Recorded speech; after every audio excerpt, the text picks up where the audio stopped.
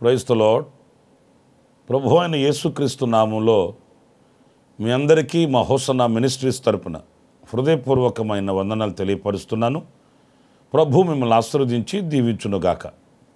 పరిశుద్ధ గ్రంథంలో నుంచి ఈ పూట యెషయా గ్రంథం 55వ అధ్యాయం 3వ వాక్యాన్ని నేను చదువుతున్నాను, ఆలకించండి.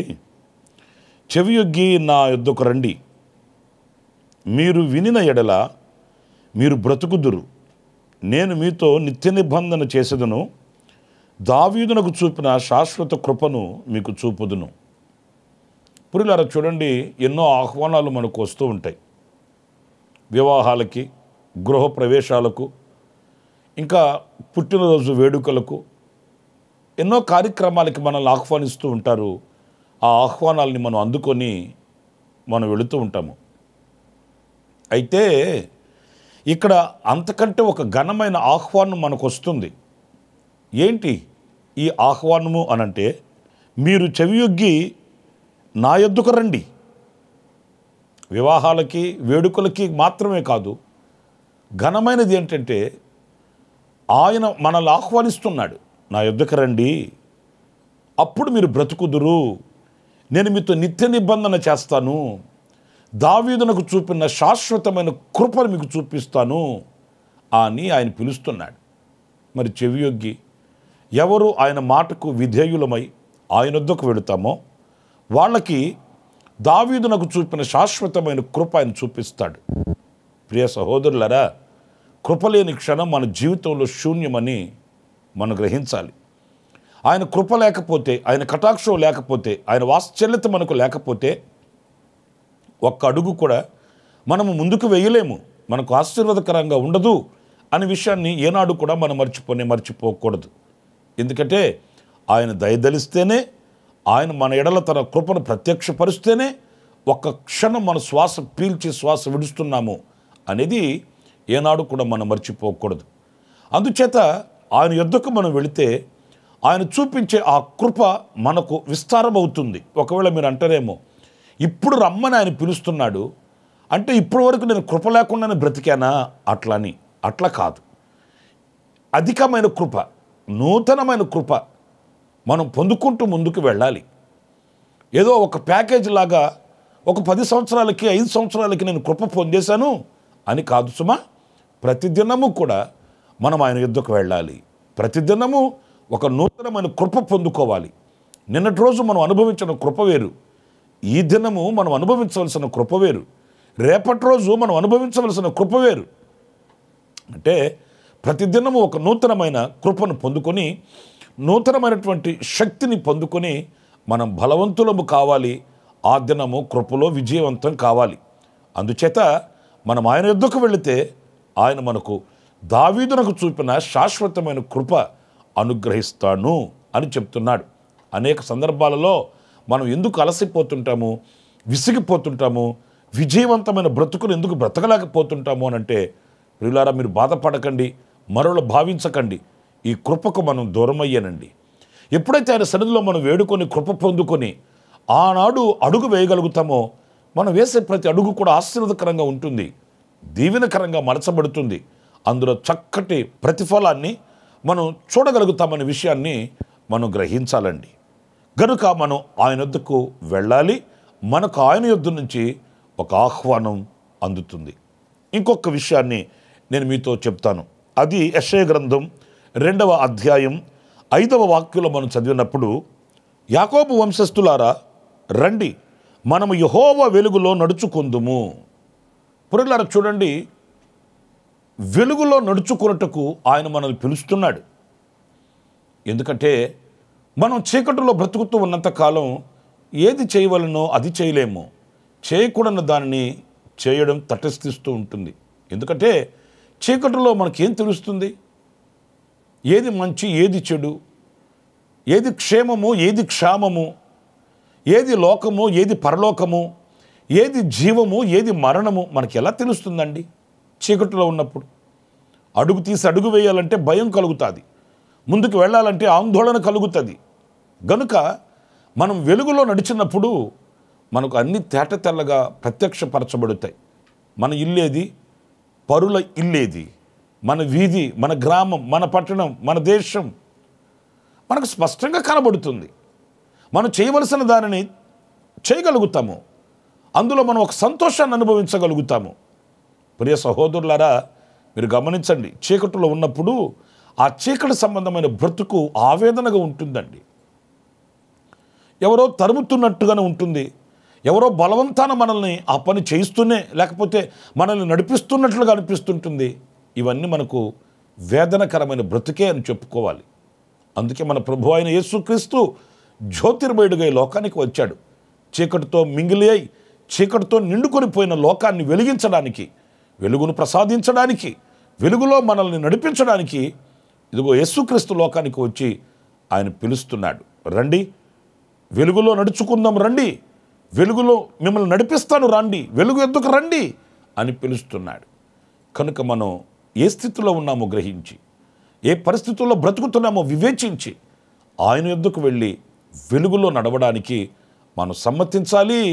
ఆ వెలుగు సంబంధమైన బ్రతుకుని మనం బ్రతకాలి అనేది ఈ వాక్యం మనకిస్తున్నటువంటి పిలుపు, ఆహ్వానం. మరి ఈ రోజున ఏ స్థితిలో ఉన్నామో మీకు తెలుసు. ఎవరు ఏ స్థితిలో ఉన్నారో మీ అంతరంగానికి తెలుసు. మీకు ఒక మంచి మనసాక్షి ఉంది. ఆ మనసాక్షిని బట్టి గుర్తించి మీరు ప్రభు యొద్దకు రమ్మని దేవుని వాక్యం నేను పిలుస్తుండగా తడువు చేయకండి, ఆలస్యం చేయకండి, దాటవేయకండి. ఇప్పుడు కాదులే, మరొక నాడు, మరొక కాలం, అంతకాలం, ఇంతకాలం అని దాటవేయడం మీకు మంచిది కాదు. ఈ క్షణమే ప్రభువా, నేను చీకటిలో ఉన్నాను, ఇదిగో మీ యొద్దకు వస్తున్నాను, నన్ను వెలుగులో నడిపించు, సంతోషదాయకమైన మార్గంలో నడిపించమని మీరు కోరుకుంటే ఇది మీకు ఎంతైనా ఉన్నతమైనటువంటి పిలుపు అనేది మీరు మర్చిపోవద్దని నేను మీకు జ్ఞాపకం చేస్తున్నాను. ఇంకొక మాట కూడా నేను మీకు తెలియపరుస్తాను. అదేంటంటే ఆదికాండం 45వ అధ్యాయము 18వ వాక్యం అండి.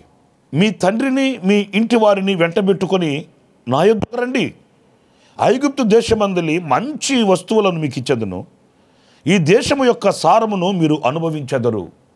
ప్రియులారా, ఇక్కడ యోసేపు వాళ్ళ కుటుంబీకుల్ని, అన్నదమ్ముల్ని పిలుస్తున్నాడు. మీరు మీ కుటుంబాలతో నా యొద్దకు రండి, ఎందుకంటే మీరు కరువులో ఉన్నారు, కన్నీళ్లలో ఉన్నారు, కొదువలతో నలిగిపోతున్నారు, లేమి మిమ్మల్ని వేధిస్తుంది. అందుచేత ఆ కరువు కలిగిన దేశాన్ని విడిచి నా యొద్దకు రండి, నేను మీకు సమృద్ధినిస్తాను, ఈ దేశం యొక్క సారమును మీరు అనుభవిస్తారు, మీరు సుభిక్షతో ఆరోగ్యకరంగా బ్రతకగలుగుతారు, ఆశీర్వాదకరంగా నిలవగలుగుతారు, ఈ కన్నీళ్లు తొలుగుతాయి, ఈ ఆకలి దప్పులు తీరుతాయి, మీ జీవితం ఫలభరితంగా మార్చబడుతుంది, నా యొద్దకు రండి అని పిలుస్తున్నాడు. ఇప్పుడు ఇలా చూడండి, మనం పుట్టి పెరిగిన ప్రాంతాన్ని, మనకు బాగా అలవాటైన అనుభవాలను విడిచిపెట్టి వెళ్ళాలంటే మనకు చాలా కష్టంగా ఉంటుందండి. ఎందుకంటే స్నేహితులతో కలిసిమెలిసి ఉండడం, ఇరుగు పొరుగుతో మింగిలి అయిపోవడం, మనకు కొన్ని బంధాలు అనేవి ఏర్పడతాయి. ఇవన్నీ విడిచిపెట్టి మనం అక్కడికి వెళ్ళాలంటే కొంచెం కష్టతరంగానే ఉంటుంది. ఆలోచిద్దామండి అనే మాటతోనే మనం నిలిచిపోతాము.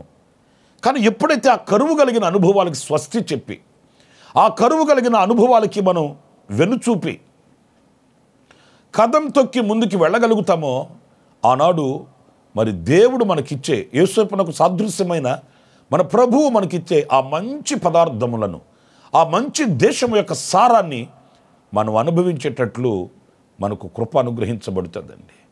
ప్రియా దేవుని బిడ్డలారా, కొన్ని కుటుంబాలకు మనం వెళితే నేను మరోలా భావించట్లేదు, కానీ ఎప్పుడు కొదువలే కనిపిస్తాయి, ఎప్పుడు కన్నీళ్ళే వినిపిస్తాయి, ఎప్పుడు కన్నీళ్ళే కనబడుతాయి.